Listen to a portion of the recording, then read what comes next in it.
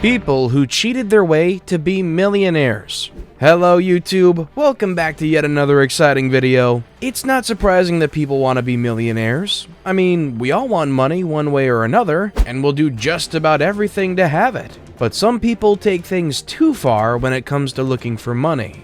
They cheat their way to being millionaires by robbing, scamming people, and sometimes even joining cartels. Today, we list 10 people who got their money through scamming millions of people. It's all for family, they say, but is it? Here are people who cheated their way to be millionaires. I think you already know who our number 1 on our list is. Number 10, Charles Ponzi. Let's start our list with the guy who the fraudulent business scheme, Ponzi scheme, was named after. What's a Ponzi scheme anyways, and why was it named after Charles Ponzi? Charles Ponzi was an infamous scammer in the US and Canada. He enticed investors with a deal they couldn't refuse: a 50% profit within 45 days, or 100% profit within 90 days. He made them think that he was buying discounted reply coupons in other countries and redeeming them at a cheap value in the US. But the reality was that he was paying profits to earlier investors using money from the current investors. A year later, his work was exposed as a fraud. At that time, Ponzi had already ripped investors $20 million, which is the equivalent to $254 million today. There's no doubt that someone is the best trickster when he manages to fool the well-known dictator Benito Mussolini. The trickster is none other than Joseph Vail. Number 9, Joseph Vail. During his time, Joseph Vail had been known as America's most confident con artist. Well, also known as Yellow Kid, he first kicked off his career by selling Elixir, a medicinal potion that was made from rainwater at a very exaggerated price. As wise as Mussolini looked, he was also duped $2 million by this infamous con artist. His success in manipulative scams got him to $8 million throughout his career. He understood people too well, and took to his advantage that people always wanted something from nothing, and even wrote in his autobiography that if people learn they can never get something from anything, crime will diminish, and humans shall live in harmony. Sounds kinda harsh, but it is what it is. Before we continue, remember to subscribe to the channel and turn on that notification bell. We've got more awesome videos like this. Number 8, Anna Delvey. Meet the girl who made New Yorkers believe that she was a wealthy German heiress. Anna Sorokin was born in Russia and raised in Germany. In 2016, she moved to New York City and pretended to be a very wealthy German heiress. She called herself Anna Delvey and lived a jet-set lifestyle with an imaginary $66 million trust fund. She partied with the rich and famous, stayed at top hotels for months on end, and took extravagant holidays, documenting her high life on Instagram. She was like Serena van der Woodsen of Gossip Girl. She managed to keep on with the charade by forging financial documents and even got one bank to give her a $100,000 overdraft for her to create a $40 million members-only art center. Unfortunately, no one can keep alive forever, and her lies caught up with her. She was convicted of services and grand larceny and sentenced to 12 years in jail. Luckily, she was released early for good behavior after serving just 2 years. Her story became so well known by the world that it's being turned into a Netflix original series produced by Shonda Rhimes. Netflix even paid her $320,000 for featuring her story. Unfortunately, her accounts were frozen by the law, and the money was used to pay back those she conned. If she managed to trick her way into the lives of the rich and famous people of New York, she must be really smart, don't you think? Let us know your thoughts in the comments. So forget about Anna Delvey, let's talk about Cassie Chadwick, a girl who duped many US banks into believing that she was the illegitimate daughter of Gilded Age tycoon Andrew Carnegie. Number 7, Cassie Chadwick. The famous Cassie Chadwick was born Elizabeth Bigley in Ontario, Canada. Even before her Cassie Chadwick incident, Bigley had forged her name several times in the name of conning people. In 1897, she married Dr. Leroy S. Chadwick, who didn't know anything about her. She introduced herself as Cassie Hoover, and as soon as they got married, changed her name to Cassie Chadwick. She borrowed money from several banks, claiming that she was the illegitimate daughter of Andrew Carnegie. she scammed them up to $20 million, which is around $600 million in today's money. Her deeds were later found out, and she was sentenced to 14 years. Unfortunately, she died during her second year of sentence. Sometimes, money is an addiction. As soon as you have it, you want more and more. Coming at number 6 is Dennis Kozlowski. Let's have a look at his story. Number 6. Dennis Kozlowski. Dennis Kozlowski is a former CEO of Tyco International, a company that manufactured fire alarms and heating valves. Before his scandal, Kozlowski had transformed the small, obscure company into a wildly successful, multinational conglomerate. He was at one point the highest paid CEO in America before everything.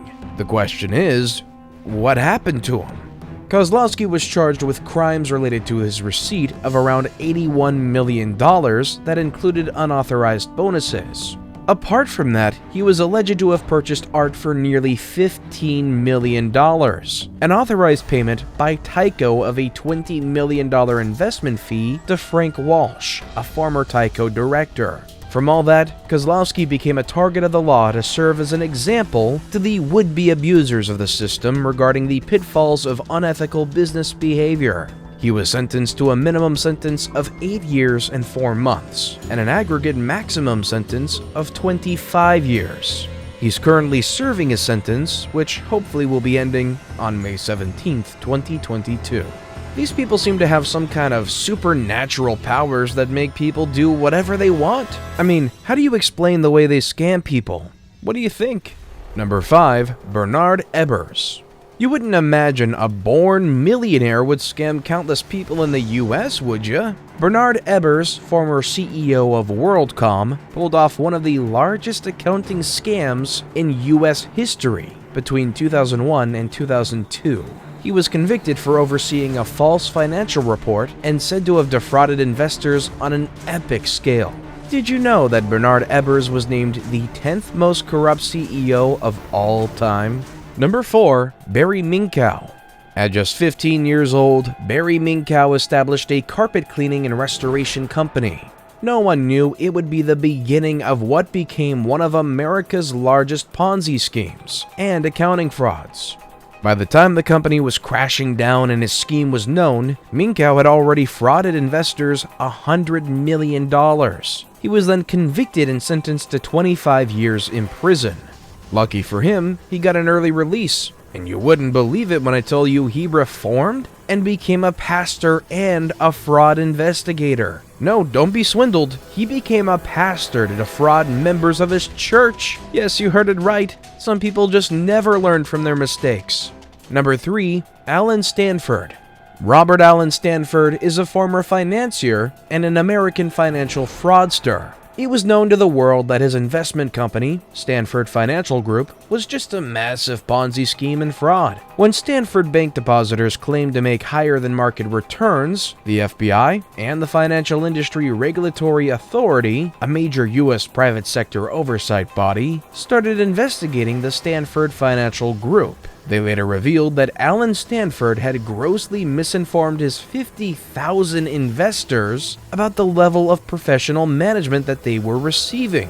The once billionaire and one of the richest men in America surrendered to the authorities and in 2012 was eventually convicted. Allen is currently serving a 110-year prison sentence. He should probably make it as homely as possible because, with that kind of sentence, the outside world will forever remain a thing of the past.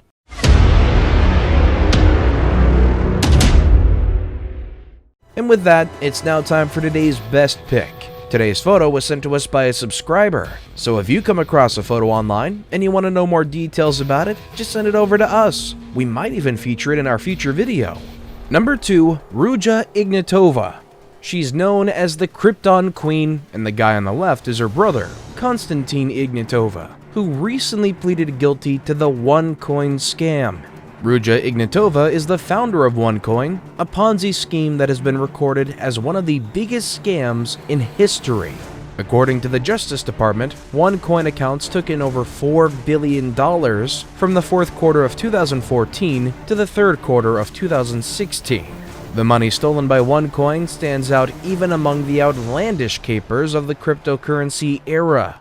As soon as Ruja found out that she was wanted by the police, she vanished and has never been found till now. Sebastian Greenwood and lawyer Mark Scott are awaiting trial on fraud charges. Before we move on, I've got a little challenge for you that'll take 5 seconds to complete. So here's the deal.